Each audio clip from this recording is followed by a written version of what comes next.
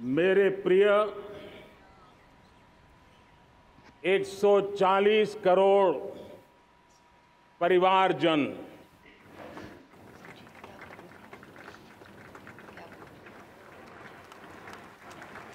दुनिया का सबसे बड़ा लोकतंत्र और अब बहुत लोगों का अभिप्राय है कि जनसंख्या की दृष्टि से भी हम विश्व में नंबर 1 पर है। इतना बड़ा विशाल देश, 140 करोड़ देश कि मेरे भाई बहन, मेरे परिवारजन आज आजादी का पर्व मना रहे हैं। मैं देश के कोटि कोटि जनों को, देश और दुनिया में भारत को प्यार करने वाले, भारत का सम्मान करने वाले, भारत का गौरव करने वाले कोटि कोटि जनों को आजादी के इस महान पवित्र पर्व की अनेक अनेक शुभकामनाएं देता हूं। मेरे प्यारे परिवारजन, पूज्य बापू के नेतृत्व में असहयोग का आंदोलन, सत्याग्रह की मूवमेंट और भगत सिंह, सुखदेव, राजगुरु जैसे अनगिनत वीरों का बलिदान, उस पीढ़ी में शायद ही कोई व्यक्ति होगा जिसने देश की आजादी में अपना योगदान न दिया हो। मैं आज देश की आजादी के जंग में जिन जिन ने योगदान दिया है, बलिदान दिए हैं, त्याग किया है, तपस्या की है, उन सबको आदरपूर्वक नमन करता हूं, उनका अभिनंदन करता हूं। आज 15 अगस्त महान क्रांतिकारी और अध्यात्म जीवन के ऋषितुल्य प्रणेता श्री अरबिंदो की 150वीं जयंती पूर्ण हो रही है। ये वर्ष स्वामी दयानंद सरस्वती के 150वीं जयंती का वर्ष है। ये वर्ष रानी दुर्गावती के 500वीं जन्मशती का बहुत ही पवित्र अवसर है, जो पूरा देश बड़े धामधूम से मनाने वाला है। ये वर्ष मीराबाई, भक्ति योग की सिरमौर मीराबाई के 525 वर्ष का भी ये पावन पर्व है। ये बार जो 26 जनवरी हम मनाएंगे वो हमारे गणतंत्र दिवस की 75वीं वर्षगांठ होगी। अनेक प्रकार से अनेक अवसर, अनेक संभावनाएं राष्ट्र निर्माण में जुटे रहने के लिए पल पल नई प्रेरणा, पल पल नई चेतना, पल पल सपने, पल पल संकल्प, शायद इससे बड़ा कोई अवसर नहीं हो सकता। मेरे प्यारे परिवारजन, इस बार प्राकृतिक आपदा ने देश के अनेक हिस्सों में अकल्पनीय संकट पैदा किए। जिन परिवारों ने इस संकट में सहन किया है, मैं उन सभी परिवारजनों के प्रति अपनी संवेदना प्रकट करता हूं और राज्य और केंद्र सरकार मिलकर के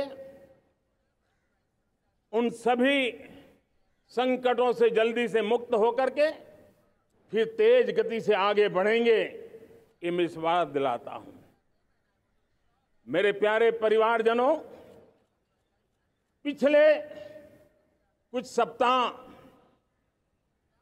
नॉर्थ ईस्ट में, विशेषकर मणिपुर में और हिंदुस्तान के भी अन्य कुछ भागों में, लेकिन विशेषकर मणिपुर में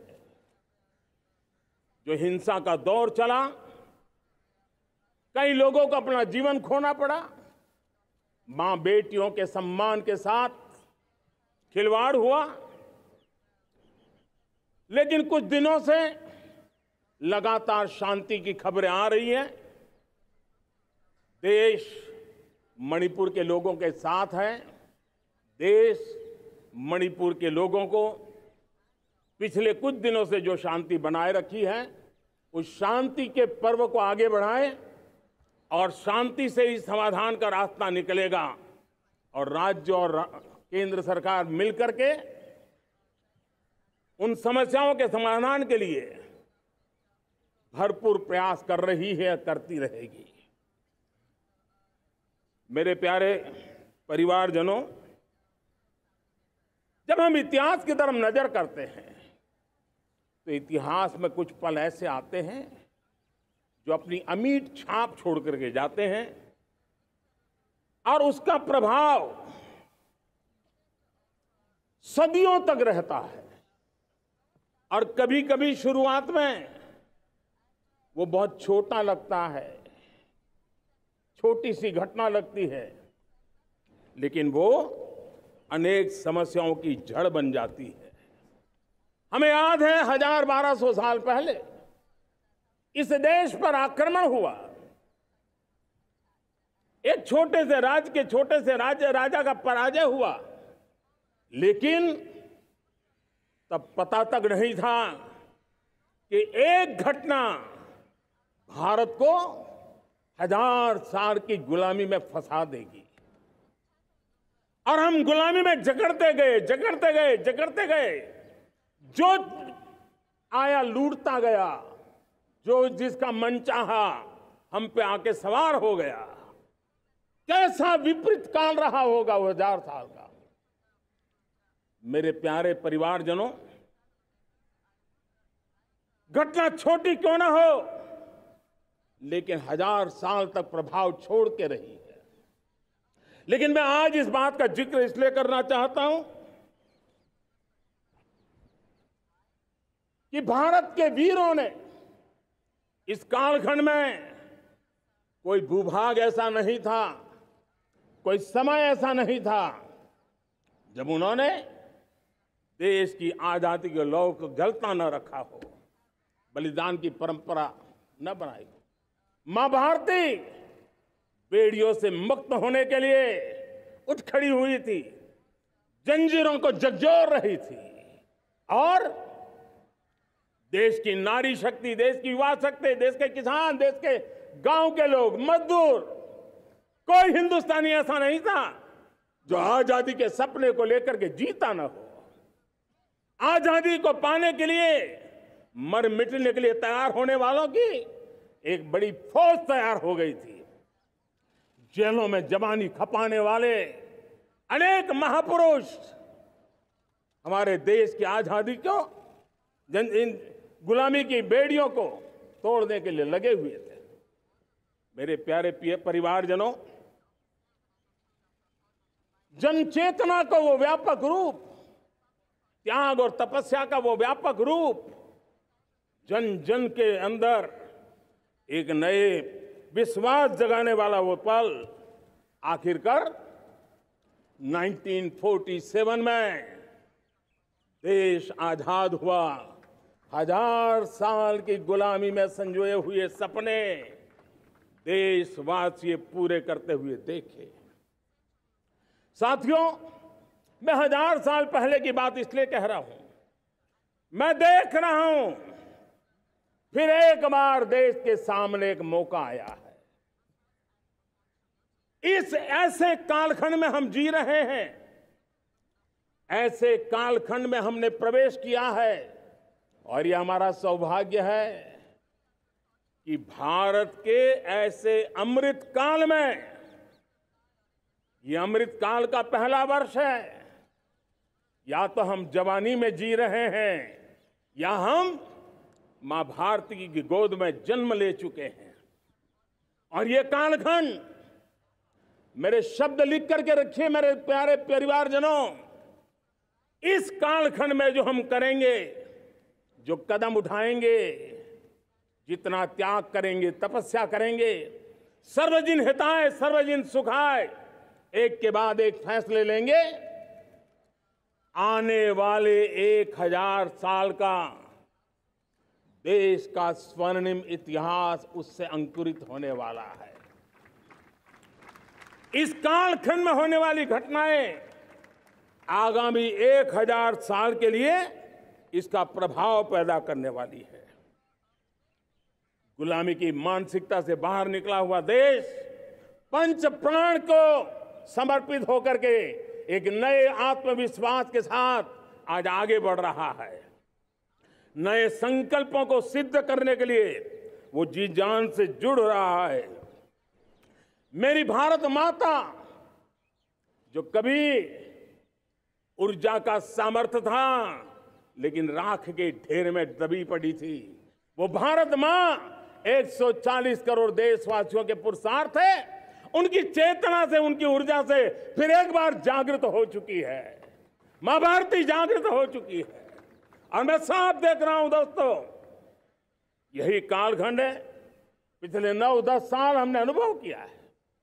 विश्व भर में भारत की चेतना के प्रति, भारत के सामर्थ्य प्रति एक नया आकर्षण, नया विश्वास, नई आशा पैदा हुई है।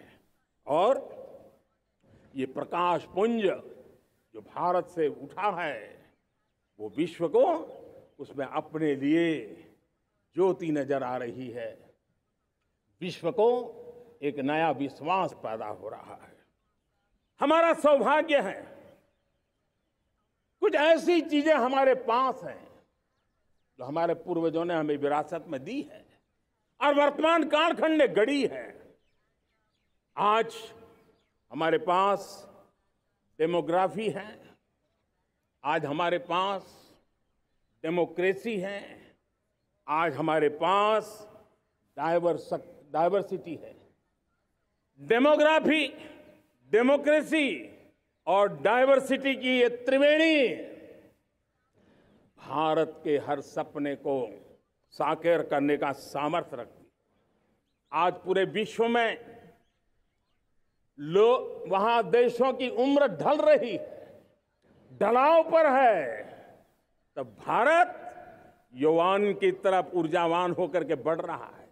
कितने बड़े गौरव का कालखंड है कि आज 30 साल की कम आयु की जनसंख्या दुनिया में सर्वाधिक कहीं है तो ये मेरे भारत मां की गोद में है, ये मेरे देश में है। और 30 साल से कम उम्र की नौजवान हो मेरे देश के पास हो, कोटि कोटि भुजाएं हो, कोटि कोटि मस्तिष्क हो, कोटि कोटि सपने, कोटि कोटि संकल्प हो, तो भाइयों बहनों, मेरे प्रिय परिवारजनों, हम इच्छित परिणाम प्राप्त करके रह सकते हैं। मेरे प्यारे परिवारजनों, देश का भाग्य ऐसी घटनाएं बदल देती है। यह सामर्थ्य देश के भाग्य को बदल देता है। भारत 1000 साल की गुलामी और आने वाले 1000 साल के भव्य भारत के बीच में पड़ाव पर हम खड़े हैं, एक ऐसी संधि पर खड़े हैं। और इसलिए अब हमें न रुकना है, न दुविधा में जीना है। मेरे प्यारे प्रिय परिवारजनों,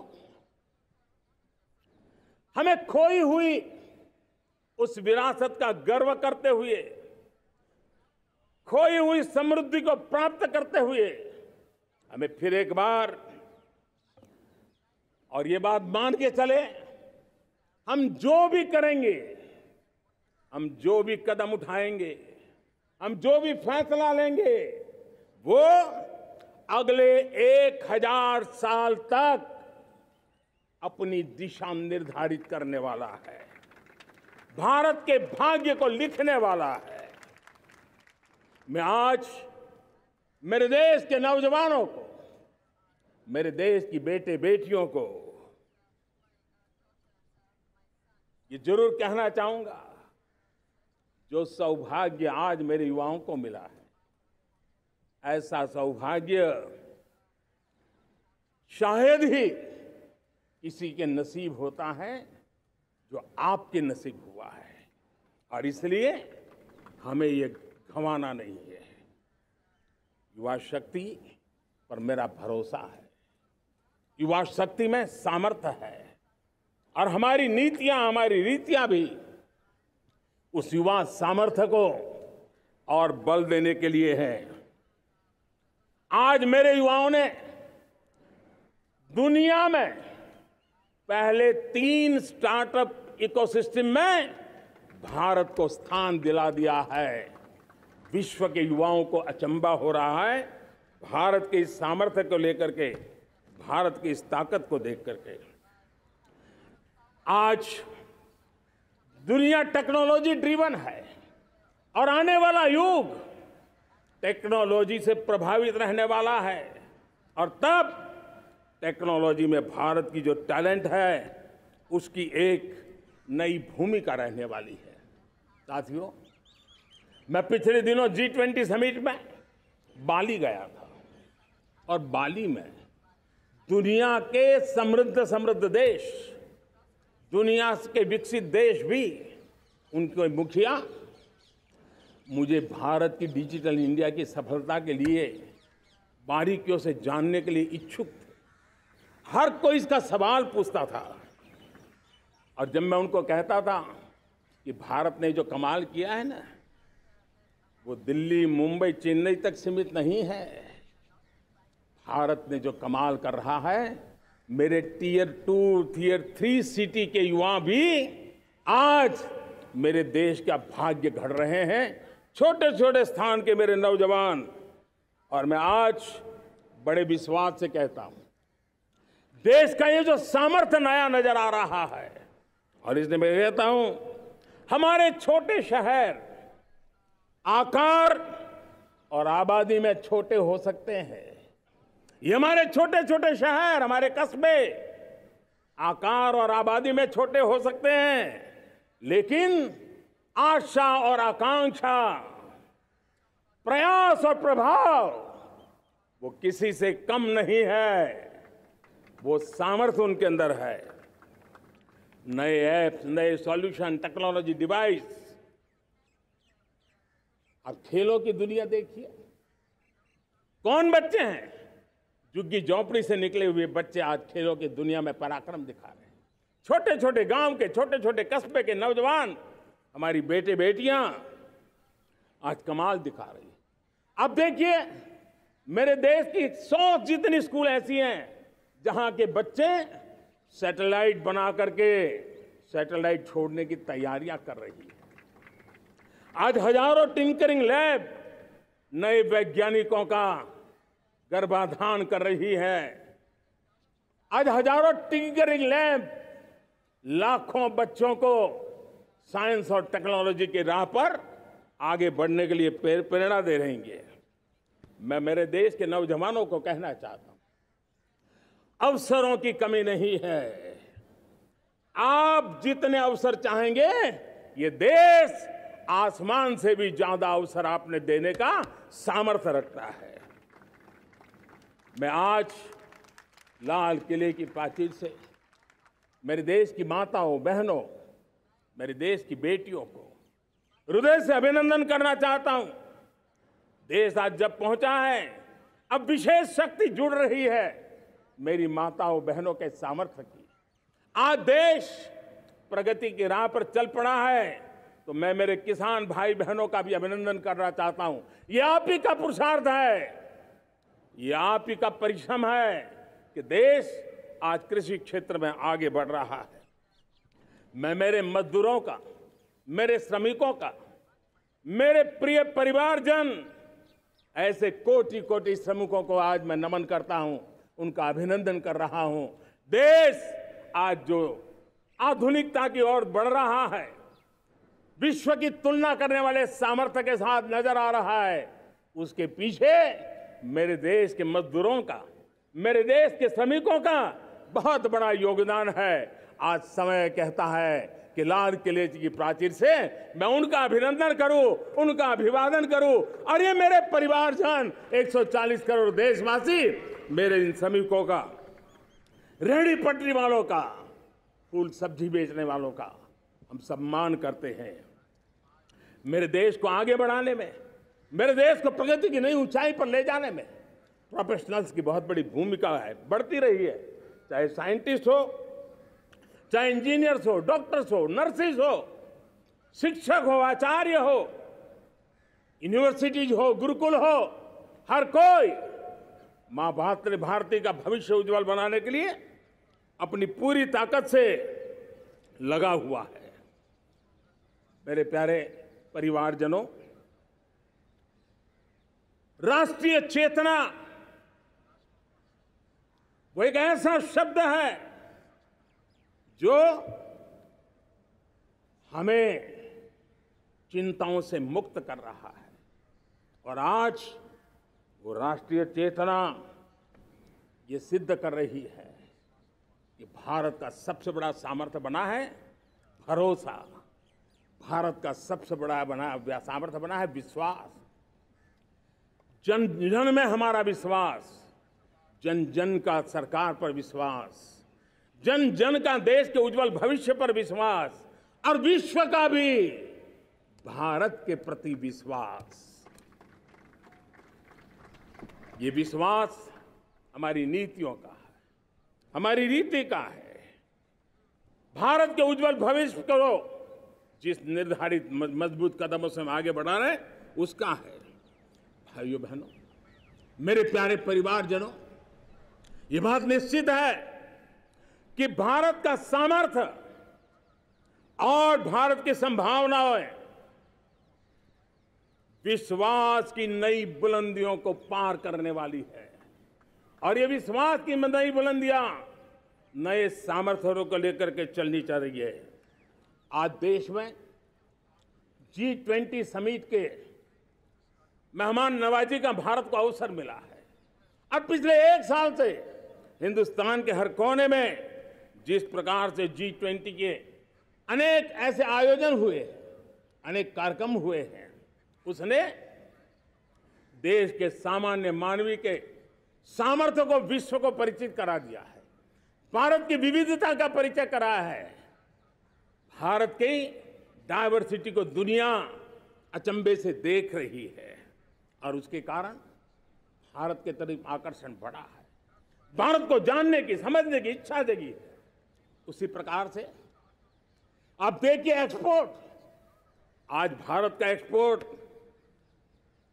के तेजी से बढ़ रहा है, और मैं कहना चाहता हूं दुनिया के एक्सपर्ट्स इन सारे मानदंडों के आधार पर कह रहे हैं कि अब भारत रुकने वाला नहीं है।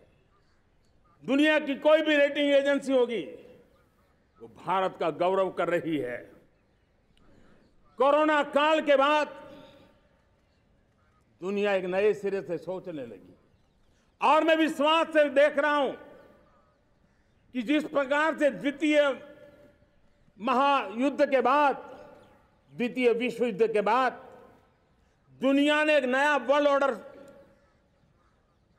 आकार लिया था, मैं साफ साफ देख रहा हूं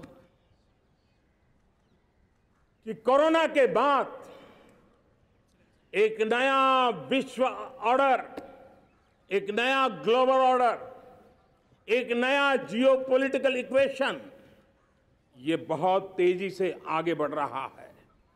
जियोपॉलिटिकल इक्वेशन की सारे व्याख्याएं बदल रही है, परिभाषाएं बदल रही है, और मेरे प्यारे परिवारजनों, आप गौरव करेंगे।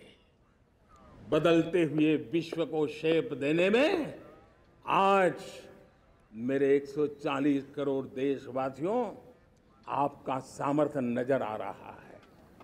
आप निर्णायक मोड़ पर खड़े हैं। और कोरोना काल में भारत ने जिस प्रकार से देश को आगे बढ़ाया, दुनिया ने हमारे सामर्थ्य को देखा है।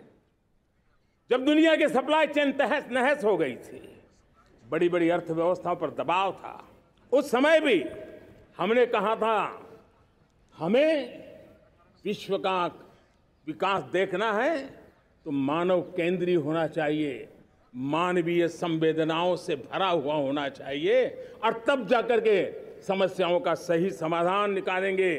और कोविड ने हमें सिखाया है या हमें मजबूर किया है, लेकिन मानवीय संवेदनाओं को छोड़ करके हम विश्व का कल्याण नहीं कर सकते। आज भारत ग्लोबल साउथ की आवाज बन रहा है। भारत की समृद्ध विरासत आज दुनिया के लिए एक अवसर बन रहा है।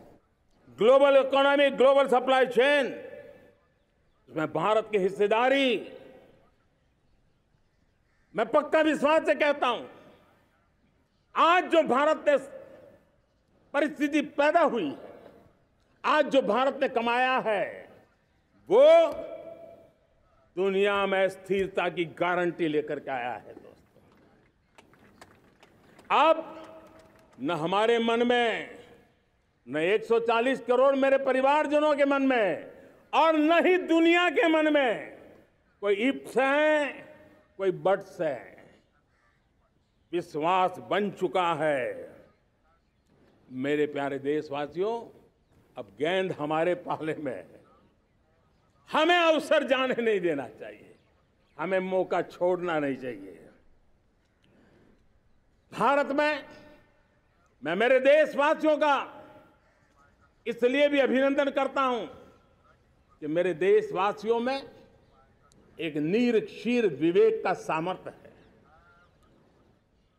समस्याओं की जड़ों को समझने का सामर्थ्य है।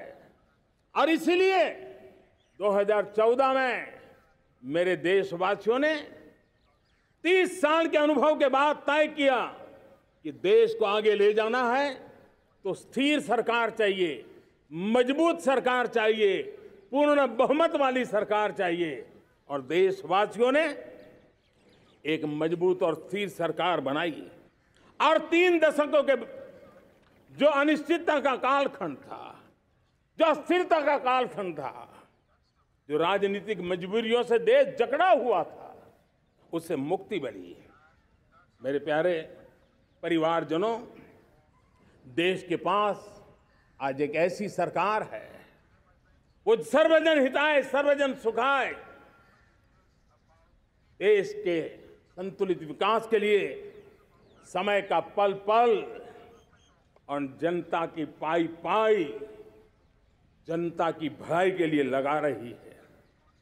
और मेरी सरकार, मेरे देशवासियों का मन एक बात से जुड़ा हुआ है। हमारे हर निर्णय, हमारे हर दिशा, उसका एक ही मानदंड है, नेशन फर्स्ट, राष्ट्र प्रथम। और राष्ट्र प्रथम यही दूरगामी परिणाम, सकारात्मक परिणाम पैदा करने वाला है। देश में बड़े स्तर पर काम हो रहा है। और लेकिन मैं कहना चाहूंगा, 2014 में आपने एक मजबूत सरकार बनाई, और मैं कहता हूं 2014 में और 2019 में आपने एक सरकार फॉर्म की, तो मोदी में रिफॉर्म करने की हिम्मत आई। आपने ऐसी सरकार फॉर्म की कि मोदी को रिफॉर्म की हिम्मत आई। और जब मोदी ने एक के बाद एक रिफॉर्म किए, तो मेरे ब्यूरोक्रेसी के लोग, मेरे लाखों हाथ पैर जो हिंदुस्तान के कोने कोने में सरकार के हिस्से के रूप में काम कर रहे हैं, उन्होंने, ब्यूरोक्रेसी ने ट्रांसफॉर्म करने के लिए, परफॉर्म करने की जिम्मेवारी बखूबी निभाई। और उन्होंने परफॉर्म करके दिखाया, और जनता जनार्दन जुड़ गई, तो वो ट्रांसफॉर्म होता भी नजर आ रहा है। और इसलिए रिफॉर्म, परफॉर्म, ट्रांसफॉर्म, ये कालखंड अब भारत के भविष्य को गढ़ रहा है। और हमारी सोच, देश की उस ताकतों को बढ़ावा देने पर है जो आने वाले 1000 साल की नींव को मजबूत करने वाले हैं। दुनिया को युवा शक्ति की जरूरत है, युवा स्किल की जरूरत है। हमने अलग स्किल मिनिस्ट्री बनाई, वो भारत की आवश्यकताओं को तो पूरी करेगी, वो दुनिया की आवश्यकताओं को पूरी करने का भी सामर्थ्य रखेगी। हमने जल शक्ति मंत्रालय बनाया। मंत्रालय की बनाने की रचना को भी अगर कोई एनालिसिस करेगा ना, तो इस सरकार के मन मस्तिष्क को बड़े अच्छे ढंग से आप समझ पाएंगे। हमने जल शक्ति मंत्रालय बनाया। ये जल शक्ति मंत्रालय हमारे देश के एक एक देशवासियों को पीने का शुद्ध पानी पहुंचे, पर्यावरण की रक्षा के लिए पानी के प्रति संवेदनशील व्यवस्थाएं विकसित हो, उस पर हम बल रहे हैं। हमारे देश में कोरोना के बाद दुनिया देख रही है होलिस्टिक हेल्थ केयर, ये समय की मांग है। हमने अलग आयुष मंत्रालय बनाया और योग और आयुष आज दुनिया में अपना परचम लहरा रहे हैं। हमने दुनिया को हमारे कमिटमेंट के कारण विश्व का हमारे प्रति ध्यान गया है। अगर हम ही हमारे इस सामर्थ्य को नकार देंगे तो फिर दुनिया कैसे स्वीकार करेगी। लेकिन जब मंत्रालय बना तो दुनिया को भी उसका मूल्य समझ में आया। मत्स्य पालन, हमारा इतना बड़ा समुद्री तट, हमारे कोटि कोटि मछुआरे भाई बहन, उनका कल्याण भी हमारे दिलों में है। और इसलिए हमने अलग से मत्स्य पालन को लेकर के, पशुपालन को लेकर के, डेयरी को लेकर के अलग मंत्रालय की रचना की, ताकि समाज के जिस वर्ग के लोग पीछे रह गए उनको हम साथ लें। देश में सरकारी अर्थव्यवस्था के हिस्से होते हैं, लेकिन समाज की अर्थव्यवस्था का एक बड़ा हिस्सा है कोऑपरेटिव मूवमेंट। उसको बल देने के लिए, उसको आधुनिकता लाने के लिए और देश के कोने कोने में लोकतंत्र की एक सबसे बड़ी इकाई को मजबूत करने के लिए हमने अलग कोऑपरेटिव मंत्रालय बनाया। और वो हमारी सहकारी संस्थाएं उसका जाल बिछा रहा है, ताकि गरीब से गरीब की वहां सुनवाई हो, उसकी आवश्यकताओं की पूर्ति हो, और वो भी राष्ट्र के विकास की योगदान में एक छोटी इकाई का हिस्सा बनकर के उसमें वो योगदान दे रखें। हमने सहकार से समृद्धि का रास्ता अपनाया है। मेरे प्यारे परिवारजनों, जब हम लोग 14 में आए थे तो हम वैश्विक अर्थव्यवस्था में 10वें नंबर पर थे, और आज 140 करोड़ देशवासियों का पुरुषार्थ रंग लाया है कि हम विश्व की अर्थव्यवस्था में 5वें नंबर पर पहुंच चुके हैं। और ये ऐसे ही नहीं हुआ है। जो एक भ्रष्टाचार का राक्षस देश को दबोचे हुए थे, लाखों करोड़ के घोटाले अर्थव्यवस्था को डामाडोल कर रहे थे, गवर्नेंस फ्रेजाइल फाइल में देश की पहचान होने लगी थी, लीकेजेस को हमने बंद किया, मजबूत अर्थव्यवस्था बनाई, हमने गरीब कल्याण के लिए ज्यादा से ज्यादा धन खर्चने का प्रयास किया। और आज मैं देशवासियों को बताना चाहता हूं कि जब देश आर्थिक रूप से समृद्ध होता है तो सिर्फ तिजोरी नहीं बढ़ती है, देश का सामर्थ्य बढ़ता है, देशवासियों का सामर्थ्य बढ़ता है। और तिजोरी का पाई पाई अगर ईमानदारी से जनता जनार्दन के लिए खर्च करने का संकल्प लेने वाली सरकार हो तो परिणाम के साथ है। मैं 10 साल का हिसाब तिरंगे की साक्षी में लाल किले की प्राचीर से मेरे देशवासियों को दे रहा हूं। आंकड़े देख करके आपको लगेगा इतना बड़ा बदलाव, इतना बड़ा सामर्थ्य। 10 साल पहले राज्यों को 30 लाख करोड़ रुपए भारत सरकार की तरफ से जाते थे। पिछले 9 साल में यह आंकड़ा 100 लाख करोड़ पर पहुंचा है। पहले स्थानीय निकाय के विकास के लिए भारत सरकार के खजाने से 70,000 करोड़ रुपया जाता था। आज वो 3 लाख करोड़ से भी ज्यादा जा रहा है। पहले गरीबों के घर बनाने के लिए 90,000 करोड़ रुपया खर्च होता था। आज वो 4 गुना होकर के 4 लाख करोड़ से भी ज्यादा खर्च गरीबों के घर बनाने के लिए हो रहा है। पहले गरीबों को यूरिया सस्ता मिले, जो यूरिया की बैग दुनिया के कुछ बाजारों में 3,000 में बिकती है, वो यूरिया की बैग मेरे किसानों को 300 में मिले। और इसलिए देश की सरकार 10 लाख करोड़ रुपया मेरे किसानों की यूरिया में सब्सिडी दे रहा है। मुद्रा योजना 20 लाख करोड़ रुपए, उससे भी ज्यादा मेरे देश के नौजवानों को स्वरोजगार के लिए, अपने व्यवसाय के लिए, अपने कारोबार के लिए दिए हैं। 8 करोड़ लोगों ने नया कारोबार शुरू किया है। और 8 करोड़ लोगों ने कारोबार शुरू किया है, ऐसा नहीं, हर कारोबारी ने एक या दो लोगों को रोजगार दिया है। 8 से 10 करोड़ नए लोगों को रोजगार देने का सामर्थ्य ये मुद्रा योजना से लाभ लेने वाले 8 करोड़ नागरिकों को रहा है। एमएसएमईज को करीब 3.5 लाख करोड़ रुपए की मदद से कोरोना के संकट में भी उनको डूबने नहीं दिया, मरने नहीं दिया, उनको एक ताकत दी है। 1 रैंक 1 पेंशन मेरे देश के सेना के जवानों का एक सम्मान का विषय था।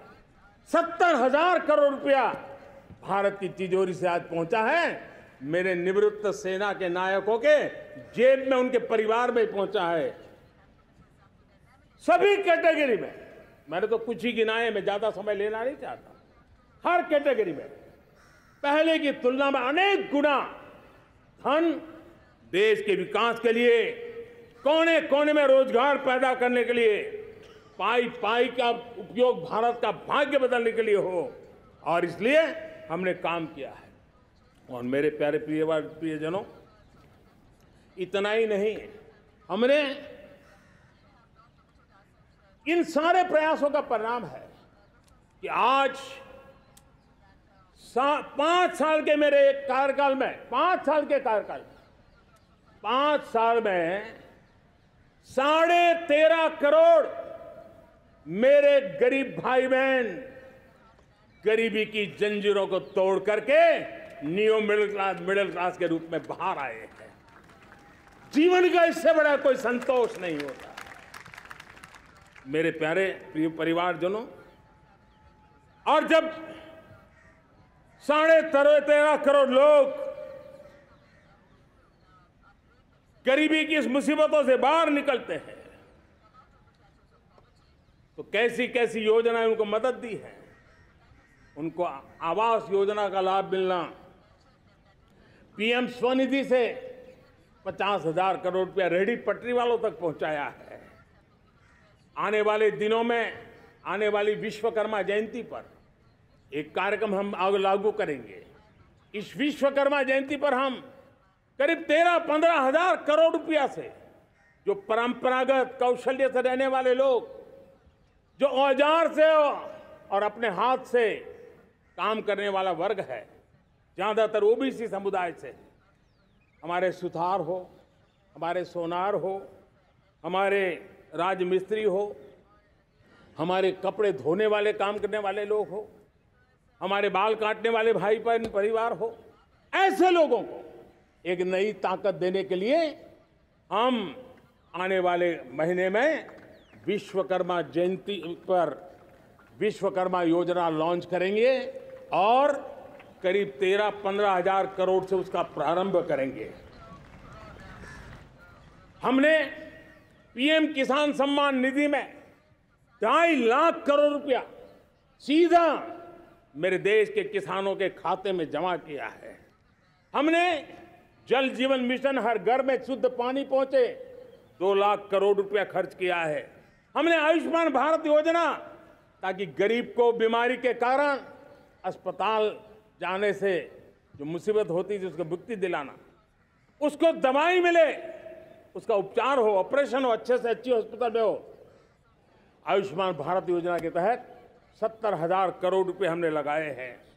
पशुधन, देश ने कोरोना वैक्सीन की बात तो देश को याद है, 40,000 करोड़ रुपए लगाए, वो तो याद है। लेकिन आपको जान करके खुशी होगी, हमने पशुधन को बचाने के लिए करीब करीब 15,000 करोड़ रुपया पशुधन के टीकाकरण के लिए लगाया है। मेरे प्यारे देशवासियों, मेरे प्यारे परिवारजनों, जन औषधि केंद्रों ने देश के सीनियर सिटीजन्स को, देश के मध्यम वर्गीय परिवार को एक नई ताकत दी है। जिस संयुक्त परिवार में अगर किसी को एक डायबिटीज जैसा हो जाए, 2-3 हजार रुपया दवाई का बिल स्वाभाविक हो जाता है। हमने जन औषधि केंद्र से जो दवाई बाजार में 100 रुपये में मिलती है, वो 10 रुपया, 15 रुपया, 20 रुपये में दी।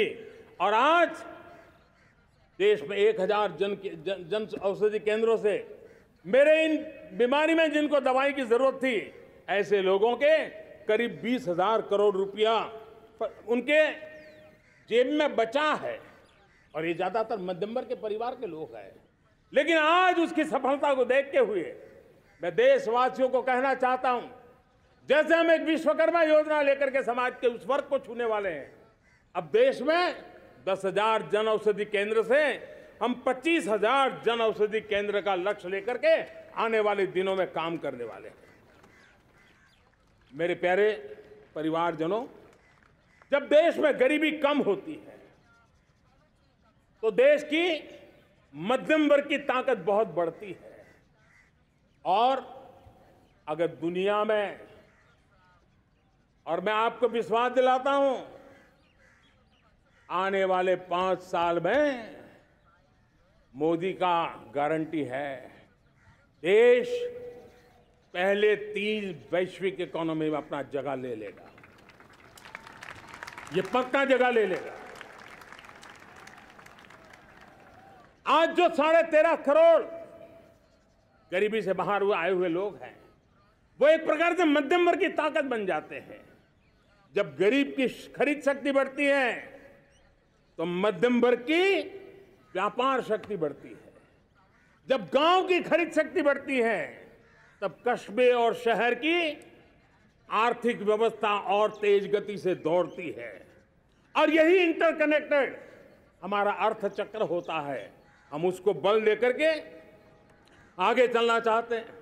मेरे प्यारे परिवारजनों, शहर के अंदर जो कमजोर लोग रहते हैं, बिना घर को मुसीबत रहती है, मध्यम वर्ग के परिवार अपना खुद का घर का सपना देख रहे हैं, हम उसके लिए भी आने वाले कुछ सालों के लिए एक योजना लेकर के आ रहे हैं। और जिसमें ऐसे मेरे परिवारजन जो शहरों में अपना घर, शहरों में रहते हैं लेकिन किराए के मकान पर रहते हैं, झुग्गी झोपड़ी में रहते हैं, चाल में रहते हैं, अनऑथराइज्ड कॉलोनीज में रहते हैं, ऐसे मेरे परिवारजन अगर अपना मकान बनाना चाहते हैं तो बैंक से जो लोन मिलेगा उसके ब्याज के अंदर राहत देकर के लाखों रुपयों की मदद करने का हमने निर्णय किया है। मेरे मध्यम वर्ग के परिवार को जब 2 लाख से 7 लाख इनकम टैक्स की सीमा बढ़ जाती है तो सबसे बड़ा लाभ सैलरी क्लास को होता है, मेरे मध्यम वर्ग को होता है। इंटरनेट का डेटा बहुत महंगा था 2014 के पहले, आज दुनिया का सबसे सस्ता इंटरनेट का डेटा का खर्चा हो रहा है। हर परिवार के पैसे बच रहे हैं। मेरे प्यारे परिवारजनों, विश्व कोरोना के बाद अभी तक उभर नहीं पाया है। युद्ध ने फिर एक नई मुसीबत पैदा की। आज दुनिया महंगाई के संकट से जूझ रही है। पूरी दुनिया की अर्थव्यवस्था को महंगाई ने दबोच के रखा है। हम भी दुनिया से जिन सामान की जरूरत होती है लाते हैं, तो हमें सामान तो इंपोर्ट करते हैं। हमारा दुर्भाग्य है कि हमें महंगाई भी इंपोर्ट करनी पड़ती है, क्योंकि पूरी दुनिया को महंगाई ने जकड़ के रखा है। लेकिन मेरे प्यारे परिवारजनों, भारत ने महंगाई को नियंत्रित रखने के लिए भरसक प्रयास किए हैं। पिछले कालखंड की तुलना में हमें कुछ सफलता भी मिली है, लेकिन इतने से संतोष नहीं मान सकते। दुनिया से हमारी चीजें अच्छी है, इतने बात से हम सोच नहीं सकते। मुझे तो मेरे देशवासियों को महंगाई की बोझ कम से कम हो, इस दिशा में और भी कदम उठाने हैं और हम उस कदम को उठा के रहेंगे। मेरा प्रयास निरंतर जारी रहेगा। मेरे प्यारे परिवारजनों, आज देश अनेक क्षमताओं को लेकर के आगे बढ़ रहा है। देश आधुनिकता की तरफ आगे बढ़ने के लिए काम कर रहा है। आज देश रिन्यूएबल एनर्जी पे काम कर रहा है। आज देश ग्रीन हाइड्रोजन पे काम कर रहा है। देश की स्पेस पे क्षमता बढ़ रही है, तो देश की डीप सी मिशन में भी सफलता के साथ आगे चल रहा है। देश में रेल आधुनिक हो रही है, तो वंदे भारत बुलेट ट्रेन भी आज देश के अंदर काम कर रही है। गांव गांव पक्की सड़कें बन रही है, तो इलेक्ट्रिक बसें, मेट्रो की रचना भी आज देश में हो रहे हैं। आज गांव गांव तक इंटरनेट पहुंच रहा है, तो क्वांटम कंप्यूटर के लिए भी देश तय कर रहता है।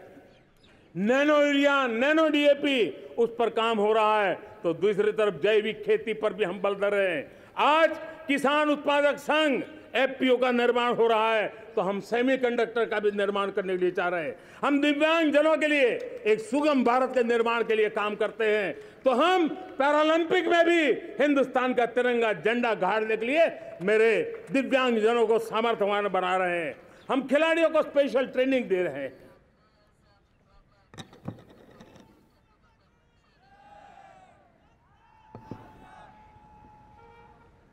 आज भारत पुरानी सोच, पुराने ढर्रे को छोड़ करके लक्ष्यों को तय करके लक्ष्यों को प्राप्त करने की राह से चल रहा है। और जब मैं कहता हूं ना कि जिसका शिलान्यास हमारी सरकार करती है, उसका उद्घाटन भी हमारे कालखंड में करते हैं। इन दिनों जो मैं शिलान्यास कर रहा हूं ना, आप लिख के रखिए, उसके उद्घाटन भी आप सबने मेरे नसीब में ही छोड़े हुए हैं। हमारी कार्य संस्कृति, बड़ा सोचना, दूर का सोचना, सर्वजन हिताय सर्वजन सुखाय सोचना, यह हमारी कार्यशैली रही है। और सोच से भी ज्यादा, संकल्प से भी ज्यादा हासिल कैसे करना, इस ऊर्जा के साथ हम काम करते हैं। हमने आजादी के काल अमृत महोत्सव में 75,000 अमृत सरोवर बनाने का संकल्प किया था। उस समय हमने हर जिले में 75 अमृत सरोवर बनाना संकल्प किया था।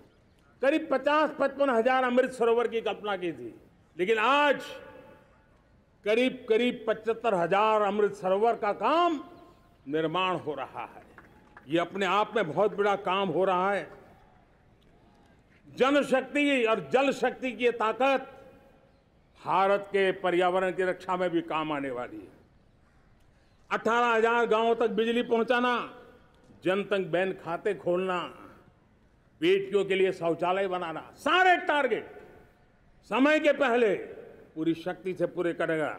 और जब भारत ठान लेता है तो उसे पूरा करके रहता है। ये हमारा ट्रैक रिकॉर्ड कहता है। 200 करोड़ वैक्सीनेशन का काम, दुनिया हमें जब पूछती है 200 करोड़ सुनती है, उनकी आंखें फट जाती है। इतना बड़ा काम ये मेरे देश के आंगनवाड़ी वर्कर, हमारी आशा वर्कर, हमारी हेल्थ वर्कर, उन्होंने करके दिखाया। यह मेरे देश का सामर्थ्य है। 5G को रोल आउट किया, दुनिया में सबसे तेज गति से 5G रोल आउट करने वाला मेरा देश है। 700 से अधिक जिलों तक हम पहुंच चुके हैं और अब 6G की भी तैयारी कर रहे हैं। हमने टास्क फोर्स बना दिया है। रिन्यूएबल एनर्जी, हम टारगेट से पहले चले हैं। हमने रिन्यूएबल एनर्जी 2030 का जो टारगेट तय किया था, 21-22 में इसको पूरा कर दिया। हमने इथेनॉल में 20% ब्लेंडिंग की बात कही थी, वो भी हमने समय से 5 साल पहले पूरा कर दिया। हमने $500 बिलियन के एक्सपोर्ट की बात की थी, वो भी समय के पहले $500 बिलियन से ज्यादा कर दिया। हमने तय किया, जो हमारे देश में 25 साल से चर्चा हो रही थी कि देश में नई संसद बने, पार्लियामेंट का कोई सत्र ऐसा नहीं था नई संसद के। ये मोदी है, समय के पहले नई संसद बना करके रख दिया। मेरे प्यारे भाई बहनों, ये काम करने वाली सरकार है, निर्धारित लक्ष्यों को पार करने वाली सरकार है। ये नया भारत है, ये आत्मविश्वास से भरा हुआ भारत है, ये संकल्पों को चरितार्थ करने के लिए जी जान से जुटा हुआ भारत है। और इसलिए ये भारत न रुकता है, ये भारत न थकता है, ये भारत न हाँफता है और न ही ये भारत हारता है। और इसलिए मेरे प्यारे परिवारजनों, आर्थिक शक्ति बढ़ी है तो हमारी सामरिक शक्ति को भी एक नई ताकत मिली है। हमारी सीमाएं पहले से अधिक सुरक्षित हुई है और मेरे सीमा पर बैठे हुए मेरे जवान जो देश की सीमाओं की रक्षा कर रहे हैं और मेरे देश की आंतरिक सुरक्षा के संभालने वाले यूनिफॉर्म फोर्सेस, मैं आजादी के इस पावन पर्व पर उनको भी अनेक अनेक बधाई देते हुए मेरी बात को आगे बढ़ाता हूं।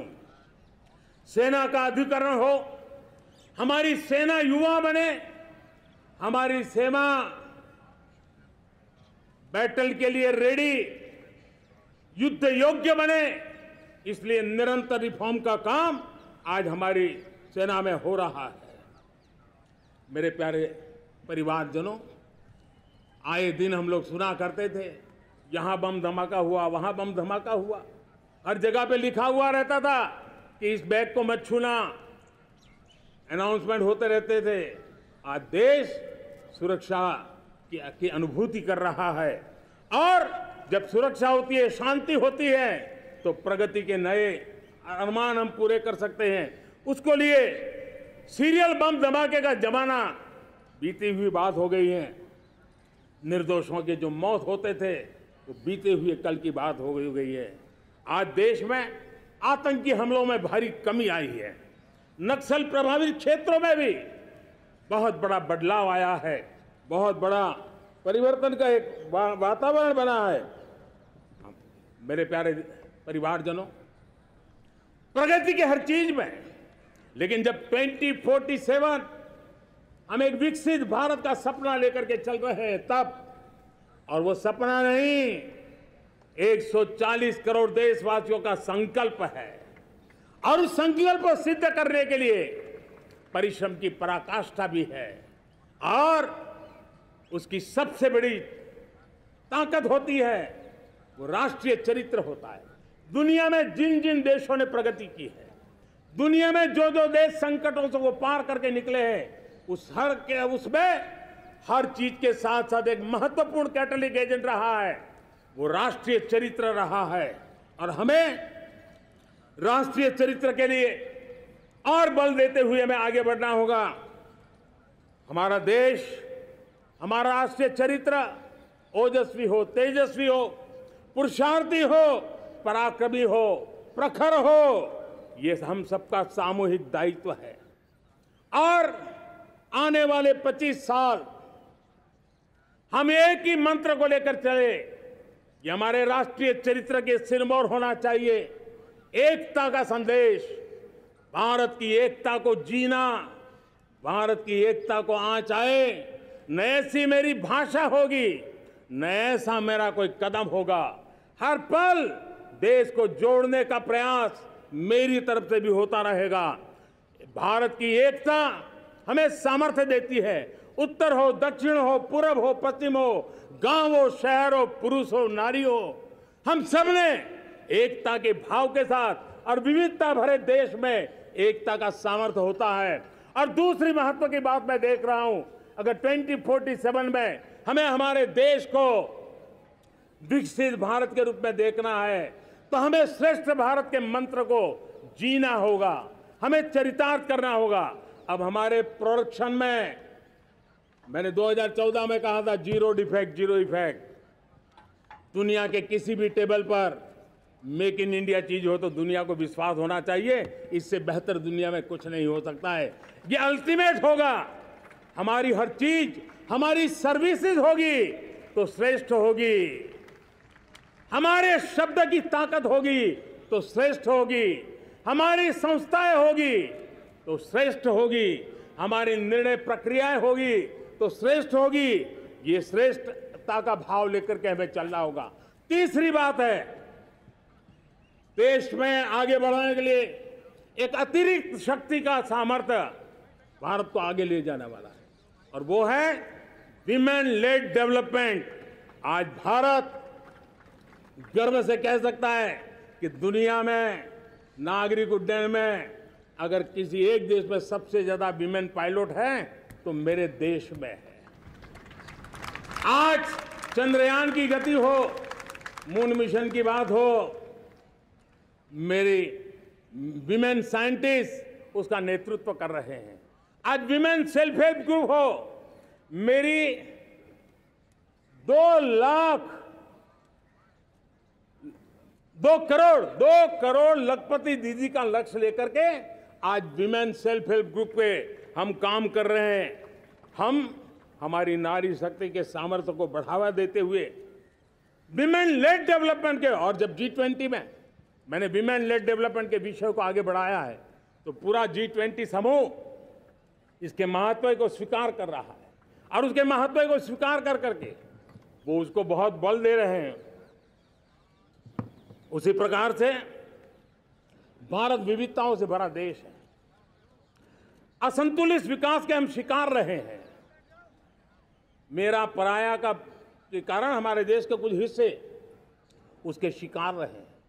अब हमें रीजनल एस्पिरेशंस को, संतुलित विकास को बल देना है, और रीजनल एस्पिरेशंस को लेकर के उस भावना को हमें सम्मान देते हुए, जैसे हमारी भारत माँ का कोई, हमारा शरीर का कोई अंग अगर अविकसित रहे तो हमारा शरीर विकसित नहीं माना जाएगा। हमारा शरीर का कोई अंग दुर्बल रहे तो हमारा शरीर स्वस्थ नहीं माना जाएगा। वैसे ही मेरी भारत माता, उसका कोई एक भूभाग भी, समाज का कोई तबका भी अगर दुर्बल रहे तो मेरी भारत माता समर्थ है, स्वस्थ है, ऐसा बैठ करके हम नहीं बैठ सकते। और इसलिए रीजनल एस्पिरेशंस को हमने एड्रेस करने की आवश्यकता है, और इसलिए हम समाज का सर्वांगीण विकास हो, सर्वस्पर्शी विकास हो, भूभाग के हर क्षेत्र को उसकी अपनी ताकत को खिलने का अवसर मिले, उस दिशा में आगे बढ़ना चाहते हैं। मेरे प्यारे परिवारजनों, भारत एक मदर ऑफ डेमोक्रेसी है। भारत मॉडल ऑफ डाइवर्सिटी भी है। भाषाएं अनेक हैं, बोलियां अनेक हैं, परिधान अनेक हैं, विविधताएं बहुत है। हमने उन सारे को आधार पर आगे बढ़ना है। मेरे प्यारे परिवारजनों, देश के जब मैं एकता की बात करता हूं, तब अगर घटना मणिपुर में होती है तो पीड़ा महाराष्ट्र में होती है, अगर बाढ़ आसाम में आती है तो बेचैन केरला हो जाता है। हिंदुस्तान के किसी भी हिस्से में कुछ भी हो, हम एक अंगांगी भाव की अनुभूति करते हैं। मेरे देश की बेटियों पर जुल्म न हो, यह हमारा सामाजिक भी दायित्व है, यह हमारा पारिवारिक दायित्व भी है, और ये देश के नाते हम सबका दायित्व है। आज जब अफगानिस्तान से गुरु ग्रंथ साहब के स्वरूप को लाते हैं तो पूरा देश गौरव की अनुभूति करता है। जब आज दुनिया के किसी देश में कोविड के काल में मेरा कोई सिख भाई लंगर लगाता है, भूखों को खिलाता है, और दुनिया में वाहवाही होती है, तो हिंदुस्तान का सीना चौड़ा हो जाता है।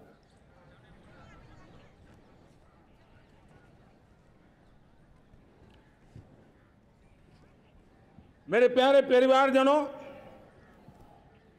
हमारे लिए जब नारी सम्मान की बात करते हैं, मुझे अभी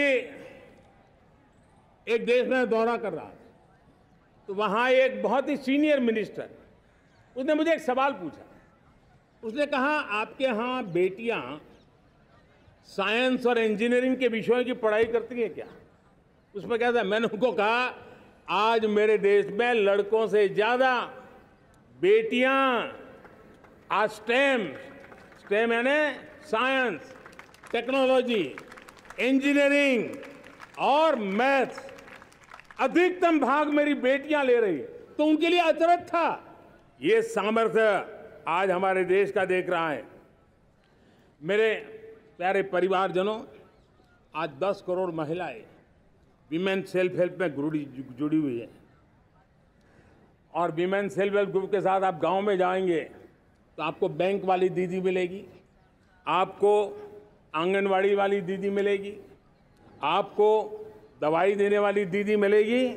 और अब मेरा सपना है 2 करोड़ लखपति दीदी बनाने का, गांव में 2 करोड़ लखपति दीदी। और इसके लिए एक नया अभिगम भेजा, साइंस और टेक्नोलॉजी। हमारे गांव की महिलाओं का भी सामर्थ्य देखता हूं मैं, और इसलिए हम एक नई योजना सोच रहे हैं कि हमारे एग्रीकल्चर सेक्टर में टेक्नोलॉजी आए, एग्रीटेक को बल मिले।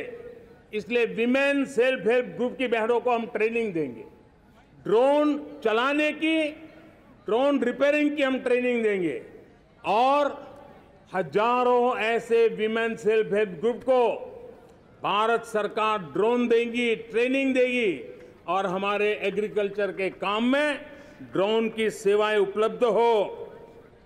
इसके लिए हम शुरुआत करेंगे। प्रारंभ हम 15,000 विमेन सेल्फ हेल्प ग्रुप के द्वारा ये ड्रोन की उड़ान का हम आरंभ कर रहे हैं। मुझे विश्वास है कि इसके कारण हमारे परिवारजनों का, मेरे प्यारे परिवारजनों, आज देश आधुनिकता की तरफ बढ़ रहा है।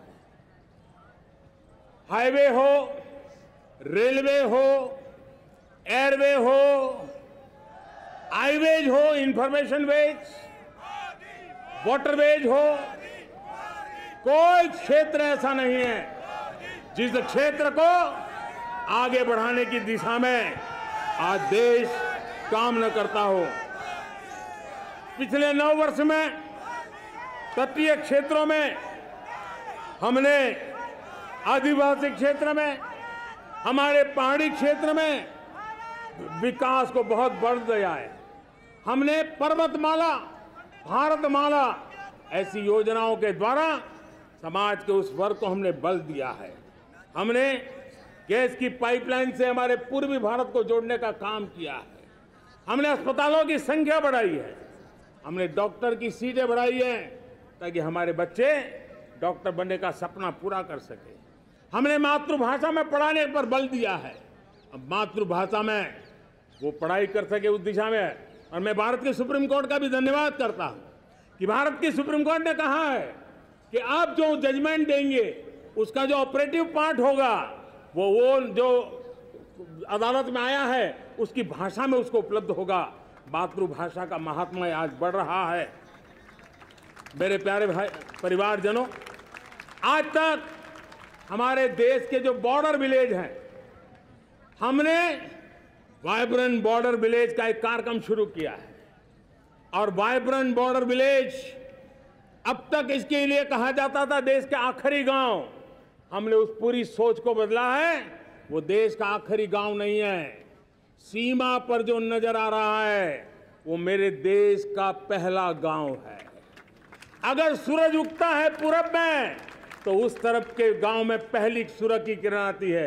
अगर सूरज ढलता है तो इस तरफ के गांव में आखिरी किरण उसका लाभ मिलता है। ये मेरे पहले गांव है और मुझे खुशी है कि आज मेरे इस कार्यक्रम के विशेष मेहमान, ये जो पहले गांव है, सीमावर्ती गांव है, उसके 600 प्रधान आज इस लाल किले की प्राचीर के इस महत्वपूर्ण कार्यक्रम का हिस्सा बनने के लिए आए।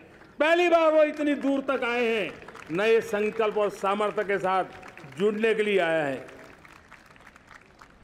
मेरे प्यारे परिवारजनों, हमने संतुलित विकास के लिए एस्पिरेशनल डिस्ट्रिक्ट, एस्पिरेशनल ब्लॉक की कल्पना की और आज उसके सुखद परिणाम मिल रहे हैं।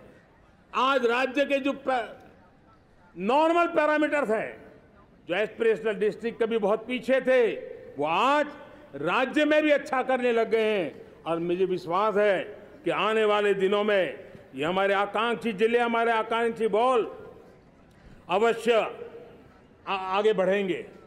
जैसे मैंने कहा था, भारत का चरित्र की चर्चा कर रहा था, तो मैंने पहला कहा था भारत की एकता, दूसरा कहा था भारत श्रेष्ठता की तरफ बल दें, तीसरा कहा था विमेन लेड डेवलपमेंट की मैंने बात कही थी, और मैं आज एक बात और कहना चाहता हूं कि हम जैसे रीजनल एस्पिरेशन, मैंने चौथी बात कही थी, पांचवी महत्व की बात, और भारत ने उस दिशा में ध्यान, और वो है हमारा राष्ट्रीय चरित्र विश्व मंगल के लिए सोचने वाला होना चाहिए।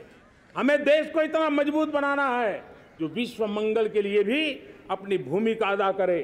और आज कोरोना के बाद मैं देख रहा हूं जिस प्रकार से संकट की घड़ी में देश ने दुनिया की मदद की, उसका परिणाम है कि आज दुनिया में हमारा देश एक विश्व मित्र के रूप में, विश्व का अटूट साथी के रूप में आज मेरे देश की पहचान बनी है। हमें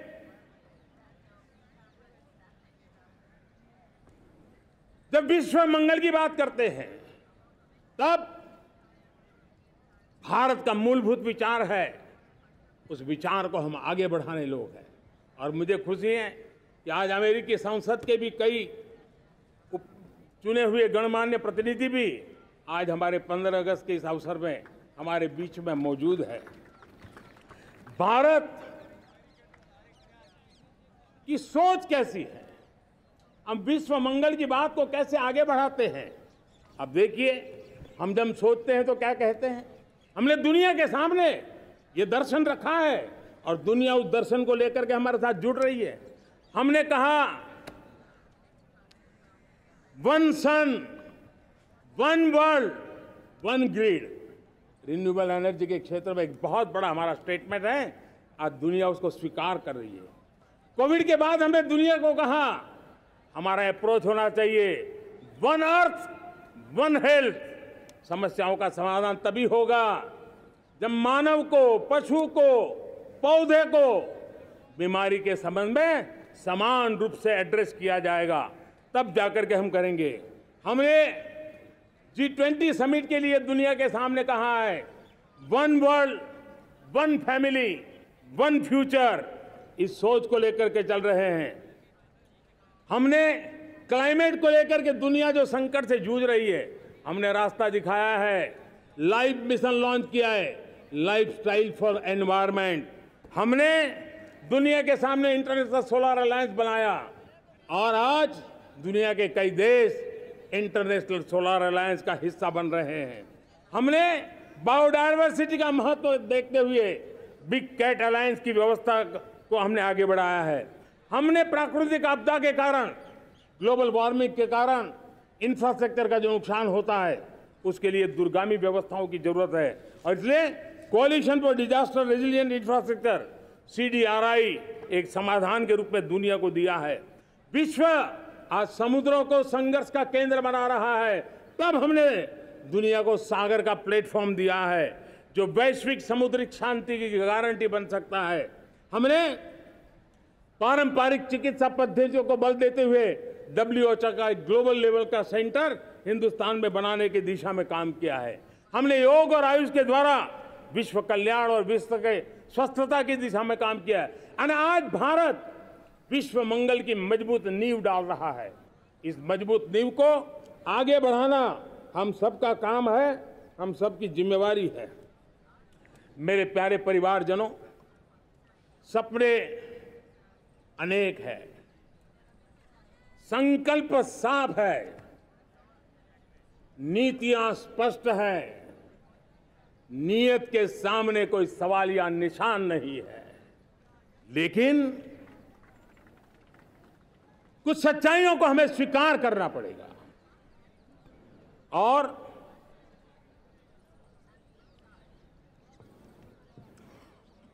उसके समाधान के लिए मेरे प्रिय परिवारजनों, मैं आज लाल किले से आपकी मदद मांगने आया हूं। मैं लाल किले से आपके आशीर्वाद मांगने आया हूं, क्योंकि पिछले सालों मैंने देश को जो समझा है, देश की आवश्यकताओं को जो मैंने परखा है और अनुभव के आधार पर मैं कह रहा हूं कि आज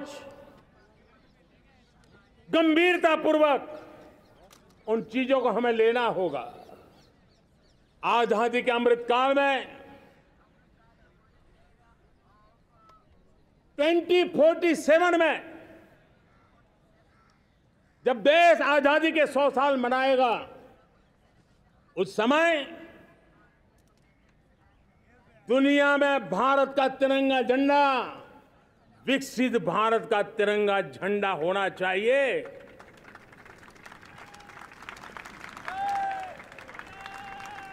रत्ती भर भी हमें रुकना नहीं है, पीछे नहीं हटना है। और इसके लिए शुचिता, पारदर्शिता और निष्पक्षता, ये पहली मजबूती की जरूरत है। हमें उस मजबूती को जितना ज्यादा खाद पानी दे सकते हैं, संस्थाओं के माध्यम से दे सकते हैं, नागरिक के नाते दे सकते हैं, परिवार के नाते दे सकते हैं, ये हमारा सामूहिक दायित्व होना चाहिए। और इसलिए पिछले 75 साल का इतिहास देखिए, भारत के सामर्थ्य में कोई कमी नहीं थी। अरे जो देश कभी सोना की चिड़िया कहा जाता था, वो देश क्यों न फिर से उस सामर्थ्य को लेकर के खड़ा हो सकता है। मेरा अटूट विश्वास है साथियों, मेरे प्रिय परिवारजनों, मेरा अखंड अटूट एक निष्ठ विश्वास है कि 2047 में जब देश आजादी के 100 साल मनाएगा, मेरा देश विकसित भारत बन के रहेगा। और ये मैं मेरे देश के सामर्थ्य के आधार पर कह रहा हूं, मेरे उपलब्ध संसाधनों के आधार पर कह रहा हूं, और सबसे ज्यादा 30 से कम आयु वाली मेरी युवा शक्ति के भरोसे कह रहा हूं, मेरी माताओं बहनों के सामर्थ्य के भरोसे कह रहा हूं।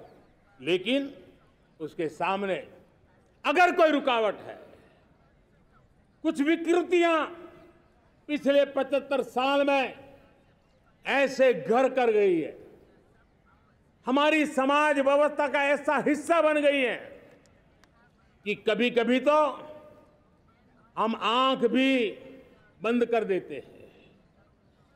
अब आंख बंद करने का समय नहीं है। अगर सपनों को सिद्ध करना है, संकल्प को पार करना है, तो हमें ये आंख मिचौली बंद करके, आंख में आंख मिला करके 3 बुराइयों से लड़ना बहुत समय की मांग है। हमारे देश की सारी समस्याओं की जड़ में भ्रष्टाचार ने दिमक की तरह देश की सारी व्यवस्थाओं को, देश के सामर्थ्य को पूरी तरह नोच लिया है। भ्रष्टाचार से मुक्ति, भ्रष्टाचार के खिलाफ जंग हर इकाई में, हर क्षेत्र में। और मैं देशवासियों, मेरे प्रिय परिवारजनों, ये मोदी के जीवन का कमिटमेंट है। ये मेरे व्यक्तित्व का एक कमिटमेंट है कि मैं भ्रष्टाचार के खिलाफ लड़ाई लड़ता रहूंगा। दूसरा, हमारे देश को नोच लिया है परिवारवाद ने। इस परिवारवाद ने देश को जिस प्रकार से जकड़ के रखा है, उसने देश के लोगों का हक छीना है। और तीसरी बुराई तुष्टीकरण की है। ये तुष्टीकरण में भी देश के मूलभूत चिंतन को, देश के सर्व समावेशक हमारे राष्ट्रीय चरित्र को दाग लगा दिए हैं, तहस नहस कर दिया है इन लोगों ने। और इसलिए मेरे प्यारे देशवासियों, इसलिए मेरे प्यारे परिवारजनों, हमें इन 3 बुराइयों के खिलाफ पूरे सामर्थ्य के साथ लड़ना है। भ्रष्टाचार, परिवारवाद, तुष्टीकरण, ये चुनौतियां हमारे, ये ऐसी चीजें पनपी है जो हमारे देश के लोगों का जो आकांक्षा है उसका दमन करती है। हमारे देश के कुछ लोगों के पास जो छोटा मोटा सामर्थ्य है उसका शोषण करती है। ये ऐसी चीजें हैं जो हमारे लोगों की आशा आकांक्षाओं को सवाल या निशान में गाड़ देती है। हमारे गरीब हो, हमारे दलित हो, हमारे पिछड़े हो, हमारे पसमानदा हो, हमारे आदिवासी भाई बहन हो, हमारी माताएं बहनें हो, हमने सबने उनके हकों के लिए इन 3 बुराइयों से मुक्ति पानी है। हमें भ्रष्टाचार के खिलाफ एक नफरत का माहौल बनाना है। जैसे गंदगी हमें नफरत पैदा करती है ना, मन में गंदगी पसंद नहीं है, ये सार्वजनिक जीवन की इससे बड़ी कोई गंदगी नहीं हो सकती। और इसलिए हमारे स्वच्छता अभियान को एक नया मोड़ ये भी देना है कि हमें भ्रष्टाचार से मुक्ति पानी है। सरकार टेक्नोलॉजी से भ्रष्टाचार की मुक्ति के लिए बहुत प्रयास कर रही है। आपको जानकर के हैरानी होगी, इस देश में पिछले 9 साल में एक काम मैंने ऐसे किया, आंकड़ा सुनोगे तो लोगों का मोदी ऐसा करता है जैसे 10 करोड़ लोग करीब करीब जो गलत फायदा उठाते थे वो मैंने रोक दिया। तो आप में से कोई कहेगा आपने लोगों से अन्याय कर दिया। जी नहीं, ये 10 करोड़ कौन लोग थे? ये 10 करोड़ वो लोग थे जिनका जन्म ही नहीं हुआ था और उनके नाम पर उनके विडो हो जाते थे, वो वृद्ध हो जाते थे, वो दिव्यांग हो जाते थे, फायदे लिए जाते थे। 10 करोड़ ऐसे बेनामी जो चीजें चलती थी उसको रोकने का पवित्र काम, भ्रष्टाचारियों की संपत्ति जो हमने जब्त की है ना, वो पहले की तुलना में 20 गुना ज्यादा की है। मेरे प्यारे परिवारजनों, ये आपकी कमाई का पैसा लोग लेकर के भागे थे, 20 गुना ज्यादा संपत्ति को जब्त करने का। और इसलिए लोगों की मेरे प्रति नाराजगी होना बहुत स्वाभाविक है, लेकिन मुझे भ्रष्टाचार के खिलाफ की लड़ाई को आगे बढ़ाना है। हमारे सरकारी व्यवस्था ने पहले कैमरा के सामने तो कुछ हो जाता था, लेकिन बाद में चीजें अटक जाती थी। हमने पहले की तुलना में कई गुना ज्यादा अदालत में चार्जशीट की है और अब जमानतें भी नहीं मिलती हैं। वैसी पक्की व्यवस्था को लेकर के हम आगे बढ़ रहे हैं, क्योंकि हम ईमानदारी से भ्रष्टाचार के खिलाफ लड़ रहे हैं। आज परिवारवाद और तुष्टीकरण, इसने देश का बहुत बड़ा दुर्भाग्य किया है। अब लोकतंत्र में ये कैसे हो सकता है कि पॉलिटिकल पार्टी, और मैं विशेष बल दे रहा हूं पॉलिटिकल पार्टी, आज मेरे देश के लोकतंत्र में एक ऐसी विकृति आई है जो कभी भारत के लोकतंत्र को मजबूती नहीं दे सकती। और वो क्या है बीमारी? परिवारवादी पार्टियां। और उनका तो मंत्र क्या है? Party of the family, by the family and for the family. इनका तो जीवन मंत्र यही है कि उनकी पॉलिटिकल पार्टी, उनका राजनीतिक दल परिवार का, परिवार के द्वारा और परिवार के लिए, परिवारवाद और भाई भतीजावाद प्रतिभाओं के दुश्मन होते हैं, योग्यता को नकारते हैं, सामर्थ्य को स्वीकार नहीं करते हैं। और इसलिए परिवारवाद इस देश के लोकतंत्र की मजबूती के लिए उसकी मुक्ति जरूरी है। सर्वजन हिताय सर्वजन सुखाय, हर किसी को हक मिले इसलिए, और सामाजिक न्याय के लिए भी ये बहुत। उसी प्रकार से तुष्टीकरण ने सामाजिक न्याय का सबसे बड़ा नुकसान किया। अगर सामाजिक न्याय को तबाह किसने किया है तो ये तुष्टीकरण की सोच, तुष्टीकरण की राजनीति, तुष्टीकरण का सरकारी योजनाओं का तरीका, इसने सामाजिक न्याय को मौत के घाट उतार दिया है। और इसलिए हमें तुष्टीकरण, भ्रष्टाचार, ये विकास का सबसे बड़ा दुश्मन है। अगर देश विकास चाहता है, देश 2047 विकसित भारत का सपना का साकार करना चाहता है, तो हमारे लिए आवश्यक है कि हम किसी भी हालत में देश में भ्रष्टाचार को सहन नहीं करेंगे। इस मूड को लेकर के चलना चाहिए। मेरे प्यारे परिवारजनों, हम सबका एक बहुत बड़ा महत्वपूर्ण दायित्व है। आपने जिस प्रकार से जिंदगी जी है, हमारे आने वाली पीढ़ी को ऐसी जिंदगी जीने के लिए मजबूर करना, यह हमारा गुनाह है। यह हमारा दायित्व है कि हमारे आने वाली पीढ़ी को हम ऐसा समृद्ध देश दें, ऐसा संतुलित देश दें, ऐसा सामाजिक न्याय की धरोहर वाला देश दें, ताकि छोटी छोटी चीजों को पाने के लिए उन्हें कभी भी संघर्ष न करना पड़े। हम सभी का कर्तव्य, हर नागरिक का कर्तव्य है, और ये अमृतकाल कर्तव्य काल है। हम कर्तव्य से पीछे नहीं उठ सकते। हमें वो भारत बनाना है जो पूज्य बापू के सपनों का था। हमें वो भारत बनाना है जो हमारे स्वतंत्र सेनानियों का सपना था। हमें वो भारत बनाना है जो हमारे वीर शहीदों का था, हमारी वीरांगनाओं का था, जिन्होंने मातृभूमि के लिए अपना जीवन दे दिया था। मेरे प्यारे परिवारजनों, मैं जब 2014 में आपके पास आया था, तब 2014 में मैं परिवर्तन का वादा लेकर के आया था। 2014 में मैंने आपको वादा किया था, मैं परिवर्तन लाऊंगा, और 140 करोड़ मेरे परिवारजन, आपने मुझ पे भरोसा किया और मैंने विश्वास पूरा करने की कोशिश की। Reform, perform, transform,